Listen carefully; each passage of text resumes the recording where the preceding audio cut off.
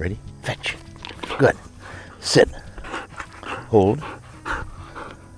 Out. Sit. Fetch. Sit. Hold. You're good. Good boy.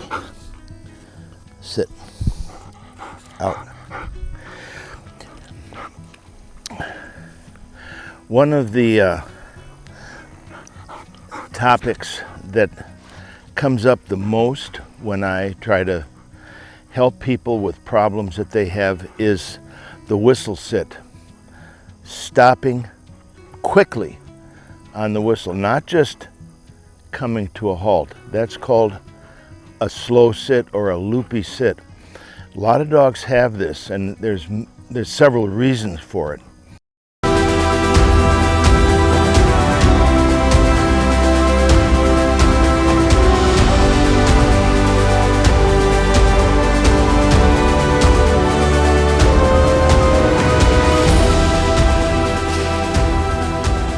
When you're in competition and you blow the whistle, you want the dog to sit right then. Not say, oh, there's the whistle, I think I'll come to a stop. And then they make this big loopy sit. And where you wanted them to sit, they're not there anymore, they're over here. A lot of blinds today, in field trials especially, are very controlled as far as the boundaries of where that dog can be on that blind. And sometimes it's very narrow, a very narrow corridor. And if you stop the dog when you need to stop them and they turn a little bit, then they're out of sight. And then all of a sudden you're running back and forth trying to find the dog, the judge is looking around, and it's not good. You need to blow the whistle, tweet, and the dog has to sit right there. Then you can be really accurate in how you deal with a blind. You can stop them right on the edge of, if they go too far this way, they're out of bounds. If they stop here, it's good, and you can continue with the blind. So this is a big topic. A lot of professional trainers, when they're evaluating dogs, either to buy or to put in training, they want to know how fast that whistle sit is. It's one of the key ingredients of a dog that's really trained. So I thought it would be a good idea to go through the steps, the beginning steps. This is Mallard, he just was 6 months old the other day, so he's pretty young, but we're starting to work on the whistle sit. One of the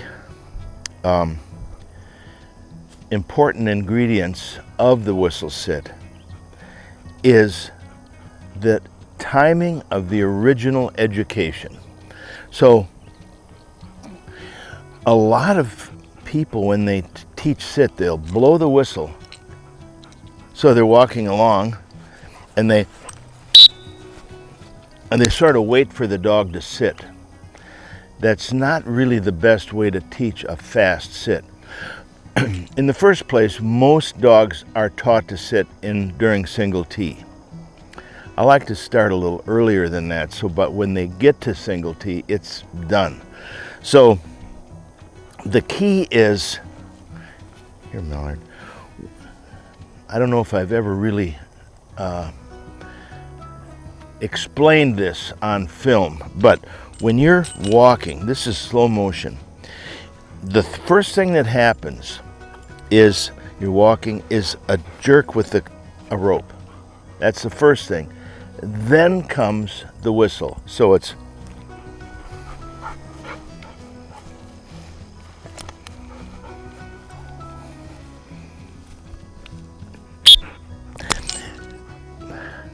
I find that a lot of people blow the whistle and then they wait for the dog to sit. And sometimes if a dog is a little slow to decide to do that, you start to develop a slow sit.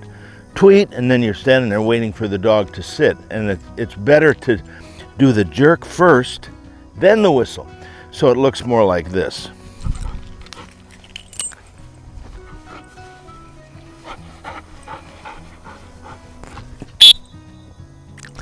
Now, if you can get that timing, you will have a dog that sits on a dime. And then you can do these blinds that are intricate, and when you blow your whistle, you blow it, and the dog is going to be where you want it to be, not after it figures out it's time to start sitting. So the time to start that is when you have a young dog, puppy. But if your dog is older, you can start the same way. Even if he already has the problem of a slow sit, when I have to deal with that, I will do the same thing with him. He could be 5 years old with a slow sit, and I'm going to go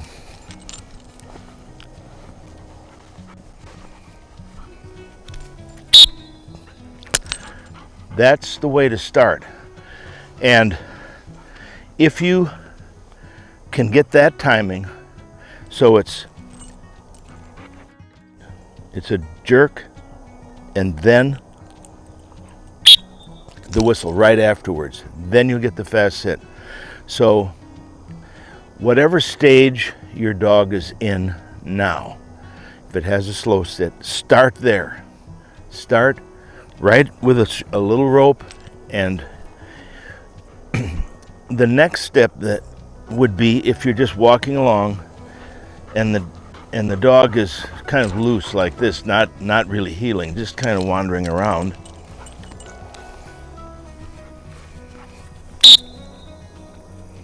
The timing is jerk whistle, just like that. Jerk whistle, right? So that solves a lot of problems, and that's how you practice. Now that, if you have an older dog with a slow sit, practice that hundreds of times till it becomes a conditioned response. You don't want a dog making the decision whether to sit or not, or, oh, I heard the whistle, I think it's time to sit, and by the time they do, there's a whole different picture. So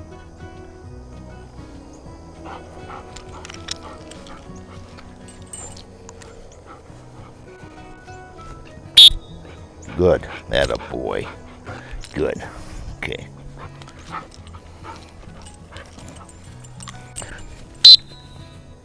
Good, okay, he's a good boy.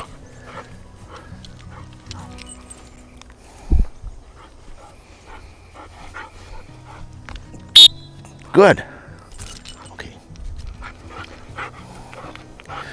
When you're practicing something like this, it can get sort of boring for the dog, and that's where the game comes in. So after a few of those,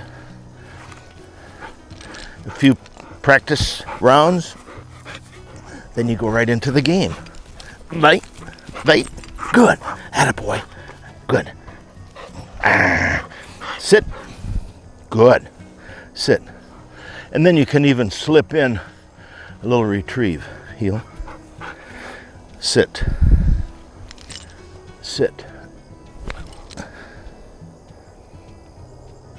back.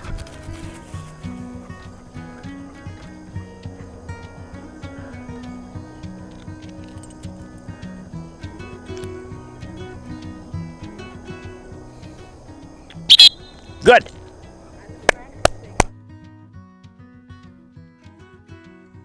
Sit. Sit. Sit. So then you've had a little fun. Then you can go back to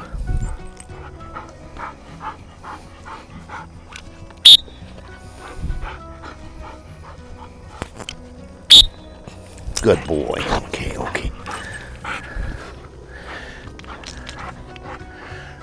You can do that hundreds of times. That will establish this almost shocking sit.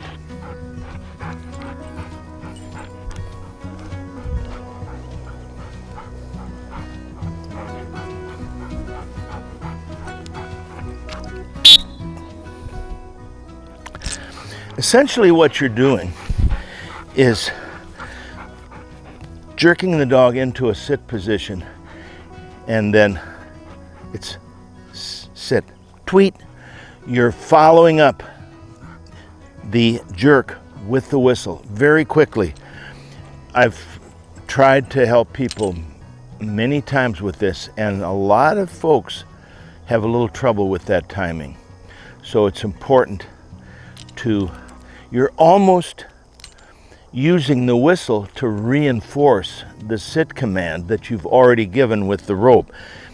I hope I'm making that clear. Maybe I'll do it one more time. So it's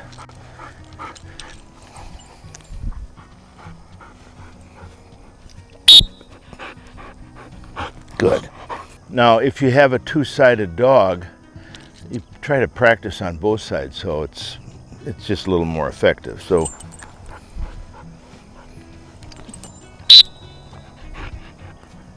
that wasn't a very good one. Good.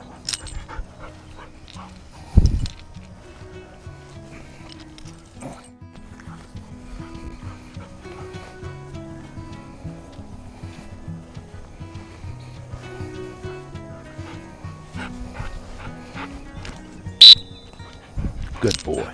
Good boy. Aye.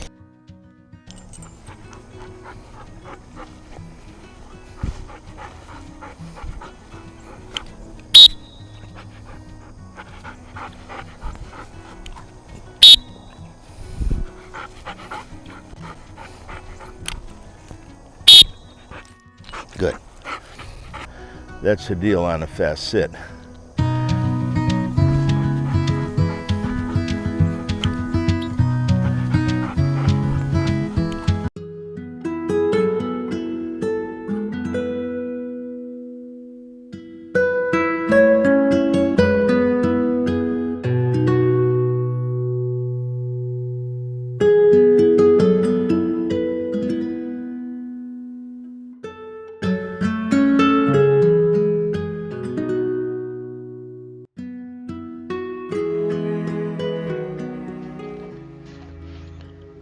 But the Helper, the Holy Spirit, whom the Father will send in my name, he will teach you all things and bring to your remembrance all things that I have said to you.